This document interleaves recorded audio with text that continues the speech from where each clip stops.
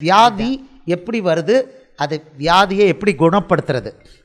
12வது சாப்டர் 12 வியாதி ஏன் வருது, அதை எப்படி குணப்படுத்துறது, வியாதி ஏன் எப்படி குணப்படுத்துறது, எப்படி குணப்படுத்துவது. இப்போ இதில் கரெக்டாக உங்களுக்கு கிடச்சிரும். வியாதி ஏன் வருது, டக்குன்னு கொஞ்சம் இன்ட்ரெஸ்டானது தான். போர் அடிக்கலைல்ல லேட்டான பரவாயில்ல. கிராமத்தில் சின்ன ஊரில் வந்து பிரசங்கம் பண்ணால் டீச் பண்ணால் கொஞ்சம் வசதி, எல்லோரும் வீட்டுக்கு உடனே ஓடுறதில்ல. பட்டணத்தில்காரங்க சீக்கிரம் ஓட ஆசைப்படுறாங்க. பாருங்கள், இப்போது வியாதி ஏன் வருது நல்லா தெரியணும்.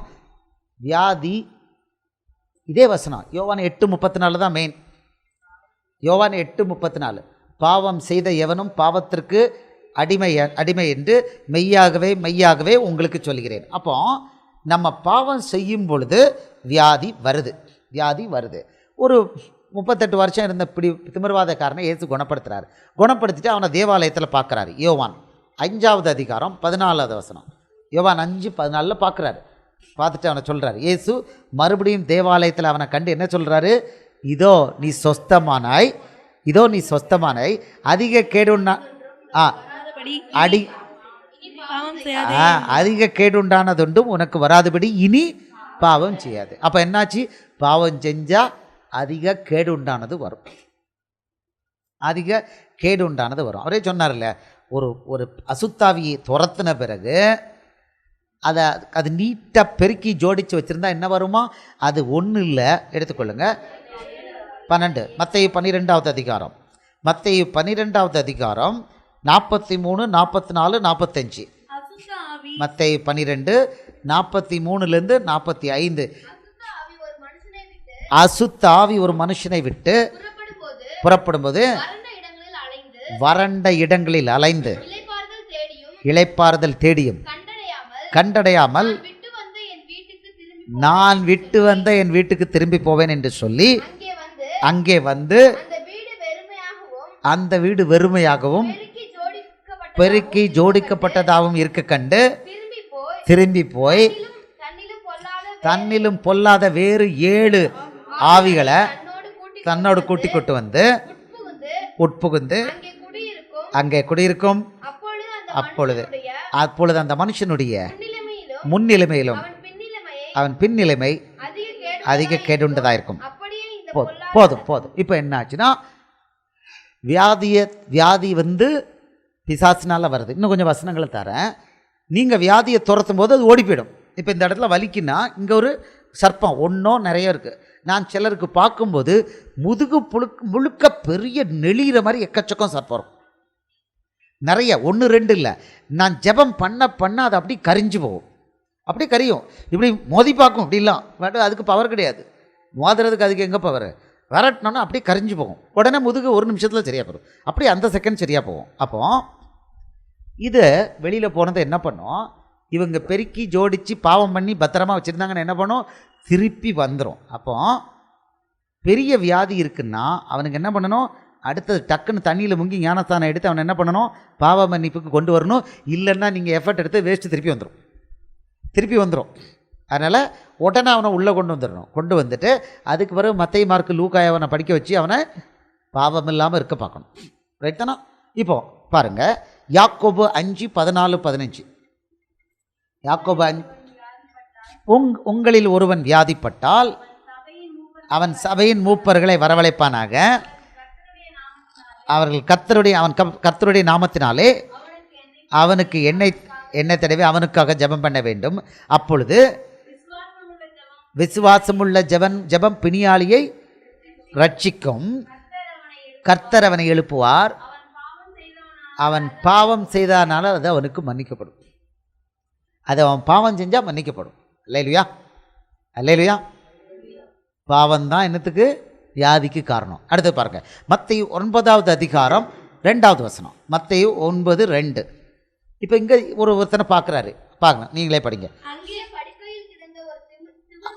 அங்கே படுக்கையில் கிடந்த ஒரு திமிர்வாதக்காரனை அவரிடத்தில் கொண்டு வந்தார்கள். இயேசு அவர்களுடைய விசுவாசத்தை கண்டு திமிர்வாதக்காரனை நோக்கி, மகனே திடன்கொள், உன் பாவங்கள் உனக்கு மன்னிக்கப்பட்டது. என்ன சொல்கிறாரு? மகனே திடன்கொள், உன் பாவங்கள் உனக்கு மன்னிக்கப்பட்டதாக. ஃபஸ்ட்டு என்ன நடக்குது? உன் பாவங்கள் உனக்கு மன்னிக்கப்பட்டது. அதுக்கு அடுத்து சொல்கிறார், உன் படுக்கை எடுத்துக்கொண்டு நடங்கிறாரு. நடந்துருதான். பாவங்கள் மன்னிக்கப்பட்ட உடனே வியாதி குணமாகுது. அப்போ வியாதிக்கு காரணம் என்னது? பாவம். 1 யோவான் 5:18. 1 யோவான் 5:18. தேவனால் பிறந்த எவனும் பாவம் செய்யான். அடுத்து சொல்றார், அவன் தன்னை காத்துக்கொள்கிறான். தேவனால் பிறந்த எவனும் பாவம் செய்யான் என்று அறிந்திருக்கிறோம். தேவனால் பிறந்தவன் தன்னை காக்கிறான். எப்படி காக்கிறான்? அவனை தொடான். பாவம் செய்யாம. பொல்லாங்கன் அவனை தொடான். இயேசு நமக்கு கொடுத்திருக்கிற ஆசீர்வாதம் என்ன? யோவான் 10:10 அவர் சொல்லியிருக்கிறாரு, நானோ அவைகளுக்கு ஜீவன் கொடுக்கவும் அந்த ஜீவன் பரிபூர்ணமாகவும் வந்தேன். ஜீவன்னா எப்படின்னா, சும்மா 40 வயசுல கம்பெடுத்துட்டு நடக்கிறது இல்லை. அவர் கொடுக்குற ஜீவனா வியாதி இருக்காது, ஒன்றும் இருக்காது. எழுதியிருக்காரு. இப்போ பழைய ஏற்பாட்டுக்கு போவோம். யாத்திராகமம் 15:26. யாத்திராகமம் 15:26 கொடுக்குறார். இது இன்னைக்கும் அப்ளிகபிள். யாத்திராகம், நீ உன் தேவனாகிய கர்த்தரின் சத்தத்தை கவனமாய் கேட்டு அவர் பார்வைக்கு செம்மையானதை செய்து அவர் கட்டளைகளுக்கு செவி கொடுத்து அவர் நியமங்கள் யாவையும் கைக்கொண்டால் நான் எகிப்திற்கு வரப்பண்ணின வியாதிகளில் ஒன்றையும் உனக்கு வரப்பண்ணேன். நானே உன் பரிகாரியாகிய கர்த்தர். ரொம்ப தெளிவாக கொடுத்துருக்கார். அது அப்ளிகபிள் இன்னைக்கும். அது முத்து. பழைய ஏற்பாட்டில் நமக்குள்ள முத்து வராது. அடுத்தது 3 யோவான் 2வது வசனம். 3 யோவான் 2வது வசனத்தில் அவர் சொல்கிறாரு, பிரியமானவனே, உன் ஆத்மா வாழ்வது போல நீ எல்லாவற்றிலும் மகிழ்ந்து சுகமாயிரு. அடுத்தது எல்லாத்துக்கும் மேலே ஒரு வசனம் கொடுத்துருக்காரு. மத்தேயு 6:33. முதலாவது தேவனுடைய ராஜ்யத்தையும் அவருடைய நீதியும் தேடுங்கள், அப்பொழுது இவைகளெல்லாம் உங்களுக்கு கூட கொடுக்கப்படும். ஹெல்த், நல்ல ஹெல்த். நீங்கள் பார்த்துக்கிட்டு இருக்கீங்க, காலையிலேருந்து ஒரு கிட்டத்தட்ட 2-3 மணி நேரம் பேசிக்கிட்டே இருக்கேன். எனக்கு கால் வலிக்கிற மாதிரி இருக்கா? எவ்வளோ நேரம் பேசியிருப்போம் சகோதரி? எத்தனை மணி நேரம்? காலையில் ஒரு நாள், இப்போ ஒரு நாள் போயிடுச்சு, வந்துருச்சு. எனக்கு டயர்டாக இருக்கான்னு கேட்குறீங்களா? உங்களை விட நான் ஃப்ரெஷ்ஷாக இருக்கேன். அதுதான் இயேசு கொடுக்குறாரு. ஜீவன், பரிபூர்ண ஜீவன். அவர் எழுதி வச்சிருக்காரு, தேவனுடைய ராஜ்யத்தை தேடினா எல்லாம் கூட கொடுக்கப்படும். களைப்பே இருக்காது. நாளைக்கும் 8-10 மணி நேரம் பேச போகிறேன், நாளை மறுநாளும் 8-10 மணி நேரம் பேச போகிறேன். இப்படி பேசினா தொண்டை என்னாகும்? பஞ்சர் ஆகிடும். பேச முடியாது. இன்னைக்கு 8-10 மணி நேரம், நாளைக்கு 8-10 மணி நேரம், நாளைக்கு மறுநாள் 8-10 மணி நேரம். இல்லையா? எனக்கு தொண்டை மட்டும் ஒன்றும் ஆகாது, உடம்பும் ஒன்றும் ஆகாது. இது வரைக்கும் ஆகாது. ஏன்னா அவர் எழுதி வச்சிருக்கிறார். நீ என் வேலையை பார்த்தனா உனக்கு இவைகள் எல்லாம், அந்த எல்லாம்ங்கிறதுல எல்லாமே இருக்கு. உங்களுக்கு எதெல்லாம் ஆசைப்படுறீங்களோ அவ்வளவு இருக்கு. அல்லேலூயா. தேவனால் பிறந்தவன் தப்பானதுக்கு ஆசைப்படுவானா? பண்ண மாட்டான். உடனே ஆசைப்பட்டதெல்லாம் கிடைக்கணும் உமாசங்கர் சொல்லிட்டாரு, அம்புலி மாமா மாதிரி சொல்லிட்டாரு, இவ கள்ள தீர்க்கதரிசி. இது சொல்றதுக்கு நிறைய பேர் இருப்பாங்க. போங்கடா புண்ணாக்குகளா. நான் அதுக்கு சொல்லலை. பரிசுத்தமாக என்ன ஆசைப்பட்டாலும் கொடுத்துருவார். நான் வியாதி இல்லாமல் இருந்தால், நீங்கள் வியாதி இல்லாமல் இருந்து இயேசுவுக்கு வேலை பார்த்தா யாருக்கு பலன்? பரலோக ராஜ்யத்துக்கு பலன். நீங்களாம் இப்போ முடிச்சுட்டு டக்குன்னு தூங்க போவீங்க, ரெஸ்ட் எடுக்க போவீங்க. எனக்கு அடுத்தது இங்கே வேலை இருக்குது. இந்த வீடியோவை அப்படியே லோட் பண்ணணும், எடிட் பண்ணணும். நாளைக்கு இந்த சகோதரி வந்துட்டு, பிரதர் டிவிடி கொடுங்க, இந்த சகோதரி டிவிடி எங்கே? நான் கடங்கார மாதிரி கேட்டுட்டு இருப்பாங்க. அதனால் டக்குன்னு போட்டு காலையிலக்குள்ளே நான் போட்டு அவர் கையில் ஹேண்ட் ஓவர் பண்ணி, ஐயா எனக்கு ஒன்றுமே தெரியாதுன்றுவேன். 2 டிவிடி போடணும். வேலை இருக்குது. 8 மணி நேரம் 10 மணி நேரம் அதுக்கு எடிட்டிங் வேலை இருக்குது. ஆமாம், ராத்திரி முழுக்க. அதுக்கு பிறகு ப்ரேயர் ஒரு 2 மணி நேரம் பண்ணணும். அதுக்கு பிறகு நாளைக்கு வேலை பார்க்கணும். உடம்பு கல்லால் அடித்து போட்டிருக்கா, இரும்பா. ஆனால் இயேசுவுக்காக வேலை பார்க்கும்போது எனக்கு தெரியும், இது இரும்பெல்லாம் தேவையில்லை. இயேசு ஒரு செகண்டில் காலில் ஒரு வலி இல்லாமல் ஆக்கிடுதாரு. இப்போ வலியே கிடையாது. நான் பொய் சொல்ல வேண்டிய அவசியம் கிடையாது. என் காலில் ஒரு வலி கிடையாது. அப்படியே காலையில் எப்படி வந்து நின்னனோ அதே ஃப்ரெஷ்ஷில் இருக்கேன். என் காலில் வலி கிடையாது. வலி எப்போ தெரியுமா? எல்லாம் முடிச்சுட்டு அது காரில் போய் உட்காந்தா கொஞ்சம் வலிக்கிற மாதிரி இருக்கும். இயேசுவின் நாமத்திலே வலியே போ, இவ்வளோதான், கான். இவ்வளோ. இப்படிப்பட்ட தேவன் நம்ம தேவன். நம்ம எதுக்காவது பயப்படலாமா, நிற்கலாமா? இதுக்கு போய் இவங்க ஜிம்முக்கு போகிறாங்களாம், வாக்கிங் போகிறாங்களாம், ஜாகிங் போய் உடம்ப கவனிக்கிறாங்களா? ஆடா ஏசப்பா, அவர் இங்கே எழுதி வச்சுட்டாரு, ஒத்த வசனத்தை எழுதி வச்சுட்டாரு. உனக்கு உடம்பு அழகாகணுமா, உடம்பு கரெக்டாகணுமா, சுகர் வேண்டாமல் இருக்கணுமா, பிபி வேண்டாமல் இருக்கணுமா, முதல்ல பைபிளை தூக்கி பிரசங்கம் பண்ணு. அல்லேலூயா, அல்லேலூயா. சரி முடிச்சிடலாம், நேரம் ஆச்சு. இப்போ பாருங்கள் எப்படி வியாதி குணமாகுது. இப்போ வியாதியில் இப்போ வந்து ஷார்ட்டாக சொல்லிடுதேன். நம்ம பாவம் எப்படி குணமாகுது? ஞானஸ்தானம் எடுத்தால் குணமாகுது. ஞானஸ்தானம் எடுக்கலைன்னா அம்போ. ஸோ ஞானஸ்தானம் உடனே யார் கண்டாலும் என்ன செய்யணும் சகோதரி? தண்ணியில் முக்கிடணும். ஆம்பளைகள் தான் கொடுக்கணும்னு பைபிளில் எங்கே இருக்கா? இல்லை. என்னம்மா, யாராவது கிளாஸ்மேட்ஸ் கிடைச்சாங்க ஞானஸ்தானம் எடுக்கிறாங்கன்னா பக்கத்தில் குளம் எங்கன்னு கூட்டிகிட்டு போய் குளிக்கிற மாதிரி போய் டமார்னு முக்கியம் எடுத்துடுறோம்.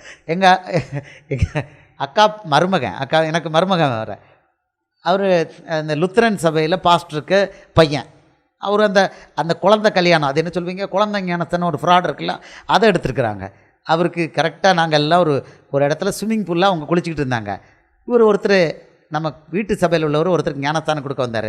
என் மருமகன் ஞானஸ்தானம் கொடுத்துருந்தீங்களா? ரைட். இவர் தண்ணிக்குள்ளே குளிச்சுட்டு இருந்தாருங்க. வாங்க மருமகனை இந்த பாருங்கள் அப்படின்னு சொல்லி இதில் காமிச்சேன். இதில் தான் உங்கள் பாவங்கள் கழுவப்படுது. லுத்தரன் சபை ஞானஸ்தானம் ஃப்ராடு ஞானஸ்தானம்.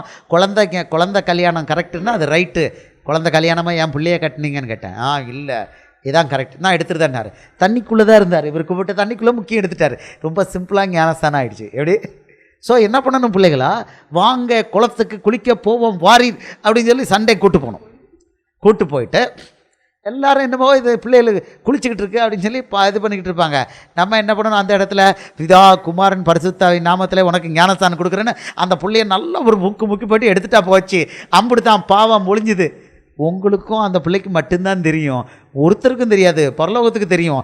அந்த பிள்ளை மேலே இருக்க பாவம் போயிடும். அவள் பரலோகத்து பிரஜை ஆகிடுவா. உடனே விட்டுறப்படாது. கிளாஸ்மேட் ஒரு பிள்ளையை விட்டுறாதீங்க.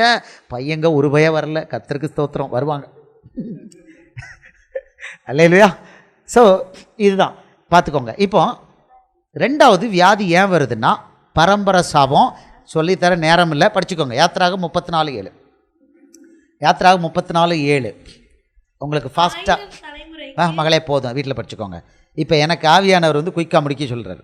ஏன்னா உங்களை அனாயின்ட் பண்ணணும், உங்களை அபிஷேகம் பண்ணணும். இப்போ அபிஷேகம் பண்ணால் தான் வல்லமை வெளிப்படும். அடுத்தது இன்னொன்று வந்து அவருடைய நாமம் மகிமைப்படுறதுக்கு, அவருடைய நாமம் மகிமைப்படும். யோவான் 9வது அதிகாரத்தில் ஒரு குருடன் அவர் கேட்குறாங்க, இவன் குருடனாக இருந்தது, இவனை தப்பா இவன் பெற்றோர் தப்பா? 2 பேர் இதில் தேவ நாமம் மகிமைப்படுறதுக்கு. இது ரொம்ப கம்மி. பாவம் மெயினாக வருது, பாவம்தான். அடுத்தது இன்னொன்று வரும், 4வது ஒரு வெரைட்டி இருக்குது. எப்படின்னா, நீங்கள் இயேசுவுக்காக வேலை பார்க்கும் பொழுது அவன் வந்து இந்த இடுப்பில் வலி, முட்டை வலி ஏதாவது ஒன்று கொண்டு வர பார்ப்பான். இதுக்கு பேர் யுத்தம். இது வியாதி கிடையாது. அவன் அட்டாக் பண்ணியிருக்கான். பாகிஸ்தான்காரன் நம்மளை அட்டாக் பண்ணியிருக்கான். உடனே நம்ம என்ன போய் ஆஸ்பத்திரியில் போய் படுப்போம். உடனே நம்ம எடுக்கணும், நம்மகிட்ட இருந்த பீரங்கி எடுத்து அவனை காலி பண்ணணும். அப்போ என்ன செய்யணும், நம்ம இயேசுக்காக வேலை பண்ணும்போது அவன் அட்டாக் பண்ணாலும் என்ன பண்ணணும், உடனே வசனத்தை எடுத்து அவனை அழிச்சிடணும். போயிடும், 1 நிமிஷத்தில் போயிடும், 1 நிமிஷத்தில் ஓடி போயிடும். லூக்கா 10:19 வசனம் சொல்லித்தார. அவனுக்கு என்ன சொல்லணும், லூக்கா 10:19 சொல்லணும், யோவான் 1:12 சொல்லணும். நான் வந்து இயேசுவோட பிள்ளை கொண்டு விடுவேன்னு சொல்லணும். பிசாசுக்கிட்ட சரிடா, நான் இயேசுவுடைய பிள்ளை கொண்டு விடுவேன், ஓடிப்போ அப்படிங்கணும். அடுத்த லூக்கா 10:19 இந்த பாரு, உன்னை நான் மிதிக்கிறேன் பாரு, இதோ சர்ப்பங்களையும் தேள்களையும் மிதிக்கவும் சத்துருடைய சகல வல்லமையும் மேற்கொள்ளும் உங்களுக்கு அதிகாரம் கொடுக்குறேன், ஒன்று உங்களை சேதப்படுத்த மாட்டாது. பிசாசே, எனக்கு முதுவலி கொடுக்குற அசுத்தாவி, இயேசுவின் நாமத்தில் உன்னை மிதித்த புறப்படுத்துகிறேன். போச்சான், அவுட். அவன் இதை கண்டு நடுங்கிறான். 3வது என்ன சொல்லணும் தெரியுமா, அவனை நல்ல ஒருக்க வைக்கணும்னா கொலோசியர் 2:13-15 படித்து காமிக்கணும். டேய், நீ சிலுவையில் தோற்று போயிட்டல, அழுகிறான். இந்த வசனத்தை கேட்டவனும் அழுவான். கொலோசியர் 2:13-15 சொல்லி பார்த்தீங்கன்னா அழுவான். அவனுக்கு பிடிக்காத வசனங்கள் இது ஒன்று, அப்படியே நடுங்குவான். இந்த வசனத்தை சத்தமாக படிச்சிங்கன்னா ஓடி போயிடுவான். இதெல்லாம் தாண்டி ஓடி போகலை. நான் ஒரு நம்பர் தரேன், அந்த நம்பருக்கு ஃபோன் பண்ணுங்க, ஒரு வாட்ஸ்அப் மெசேஜ் பண்ணுங்க, நான் கூப்பிட்டு அவனை அடித்து போட்டுருக்கேன். ஓகே, சீஷத்துவம். என் நம்பர் உங்களுக்கு எழுதிக்கோங்க. நான் உங்களுக்கு சும்மா இது சொல்லித்தரதுக்கு மட்டும் வரல, உங்களுக்கு சீஷத்துவம் பண்ணுறதுக்கு. நான் உங்களுக்கு சகோதரன். நீங்கள் இயேசுவுக்காக வேலை பண்ணிங்கன்னா எப்போனாலும் என்னை கூப்பிடலாம், வாட்ஸ்அப் அனுப்பலாம். 9443000123. ஆமாம், நீங்கள் என்னை கூப்பிடலாம். நான் உங்களுக்கு சகோதரன். நான் பெரிய ஆள் கிடையாது, உங்களுக்கு சகோதரன், உங்களுக்கு சேவகன். 9443000123. ரைட். ஸோ 4வது யுத்தத்தில் அவன் அடிப்பான், நீங்கள் அடிக்கிறீங்க. ஆனால் ஒரு பீரியடில் அவன் சைலண்ட். உங்களை அடிக்க முடியாது. நீங்கள் பெரிய ஆளாகிடுவீங்க. ரைட் தானம்மா சகோதரி? ஆண்களானாலும் சரி, பெண்களானாலும் சரி. ரைட். இப்போது வியாதி எப்படி குணமாகுது? சங்கீதம் 107:20. சங்கீதம் 107:20 என்ன சொல்கிறாரு? அவர் தம் வசனத்தை அனுப்பி குணமாக்குறார். என்ன வசனம்? நம்ம ஏற்கனவே பார்த்தோம். மத்தேயு 9வது அதிகாரம் 2 பார்த்தோம். மகனே, உன் பாவங்கள் மன்னிக்கப்பட்டது. அதுதான், இதான் இயேசு கொடுக்குற வசனம். நீங்கள் தலையில் கவிச்சு ஜெபம் பண்ணுறீங்க, இயேசுவின் நாமத்தில் வியாதியை போ அப்படின்ன உடனே அவர் வானத்திலேருந்து ஒரு சத்தம் கொடுக்குறாரு. மகனே, மகளே, உன் பாவங்கள் மன்னிக்கப்பட்டது. சொன்ன உடனே பிசாசு ஓடி போய்ட்றான். இல்லையா? சரி, பாவத்தை மன்னிக்கிறதுக்கு உங்களுக்கு அதிகாரம் இருக்கா இல்லையா? யோவான் 20:23. யோவான் 20:23 இயேசு சொல்கிறாரு, நீங்கள் எவர்கள் பாவத்தை மன்னிக்கிறீர்களோ அது அவர்களுக்கு மன்னிக்கப்படும், நீங்கள் எவர்கள் பாவங்களை மன்னிக்கவில்லையோ அது அவர்களுக்கு மன்னிக்கப்படாது. இதுக்கு அர்த்தம் என்ன தெரியுமா? ஒருத்தர் வராரு, எனக்கு ஐயா தயவு செய்து எனக்கு ஜெபம் பண்ணுங்கய்யா, ரொம்ப தலைவலிக்கையா, இயேசுவின் நாமத்தில் போ அப்படி. இன்னொருத்தர் வராரு, பா மாசங்கர், நீ ஜெபம் பண்ணு பரவாயில்ல, ஆனால் எனக்கு தலைவலி போனாலும் நான் உன் கடவுளை கும்பிட மாட்டேன் அப்படின்னா இப்போ என்ன சொல்வீங்க? இது நம்ம பவரா? இல்லை, பாய் நீங்கள் போய்ட்டு வாங்க, உங்களுக்கு நான் ஜெபம் பண்ண முடியாது. அப்போ என்னாச்சு? அவர் பாவத்தை யார் மன்னிக்கலை? நீங்கள் தான் மன்னிக்கலை. நீங்கள் தலையில் கை வச்ச உடனே அவன் பாவம் மன்னிக்கப்படுது. நீங்கள் யார்? இயேசுவோட பிள்ளை. யோவான் 1:12. நீங்கள் இயேசுவுடைய பிள்ளை. இயேசு என்ன சொல்லியிருக்காரு? என் பிள்ளை நான் செஞ்சதும் செய்யும், என்னோட பெரிய காரியங்கள். யோவான் 14:12.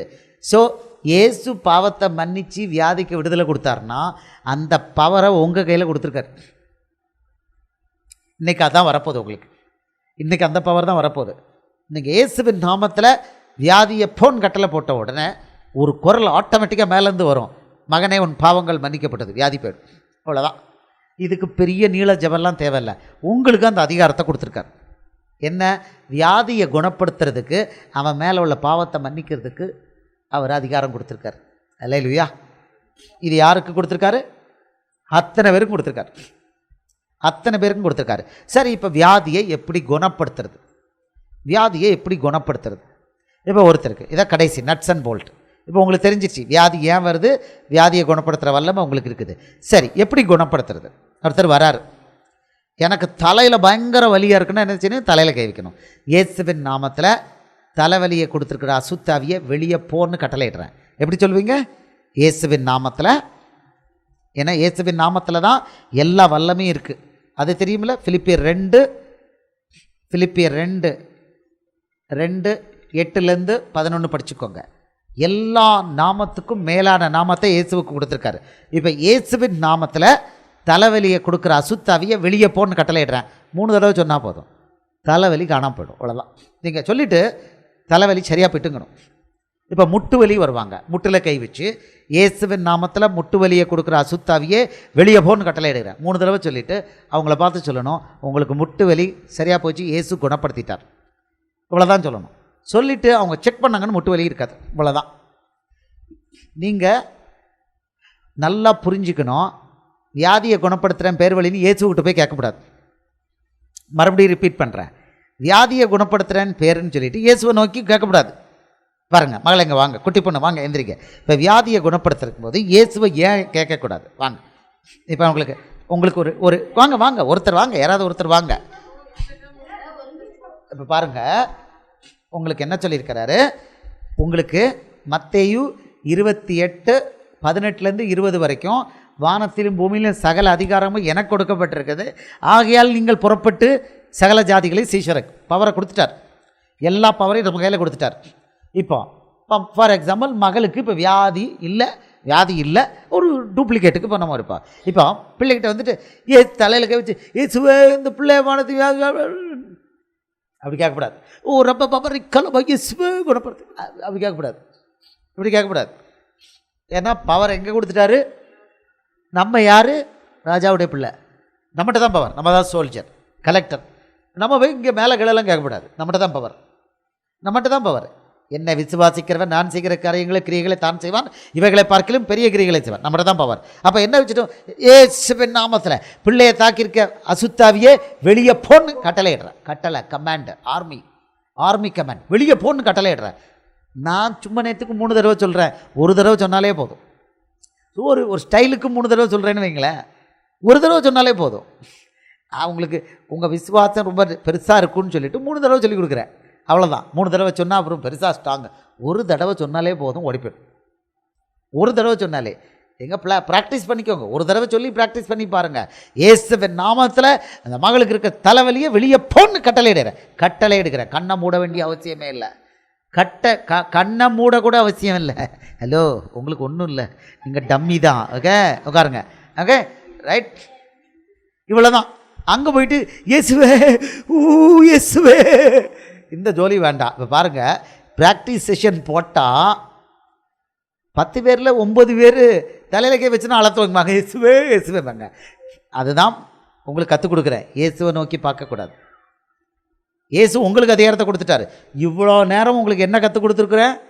என்ன ஆவியானவர் கற்றுக் கொடுத்துருக்காரு? உங்களுக்கு வல்லமையை கொடுத்துட்டு தான் அவர் பரமேறி போயிருக்கிறார். இதெல்லாம் எழுத்து மூலமாக இருக்கிறத இங்கே உங்களுக்கு போட்டு காமிச்சோம்.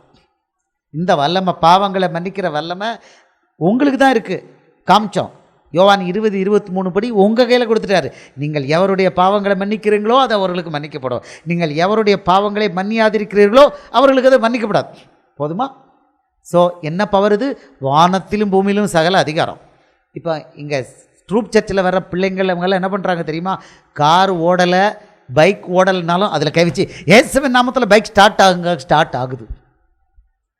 ஆகுது. ரைட் தானா?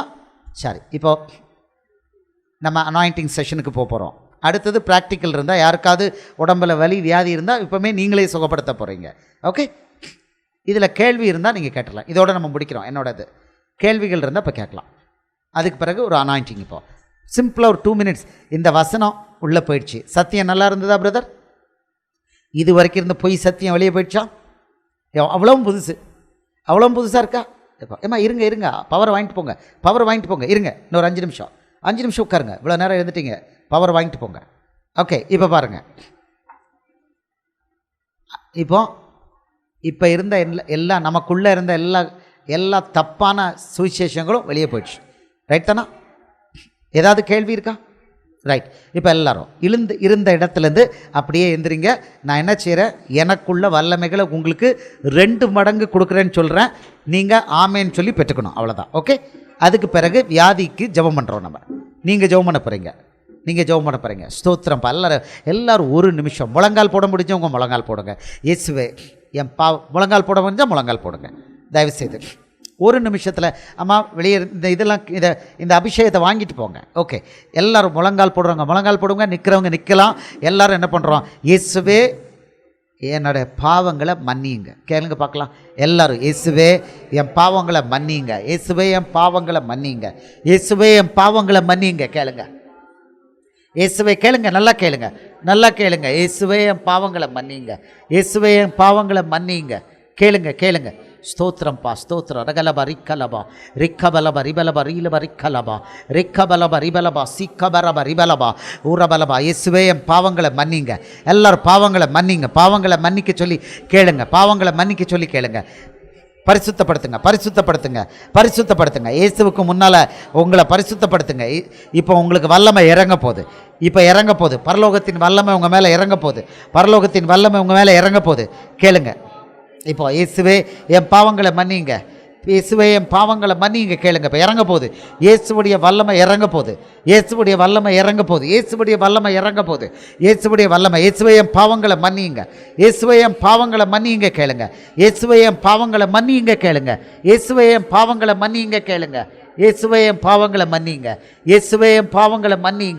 கேளுங்க. நல்ல சத்தமாக கேளுங்க.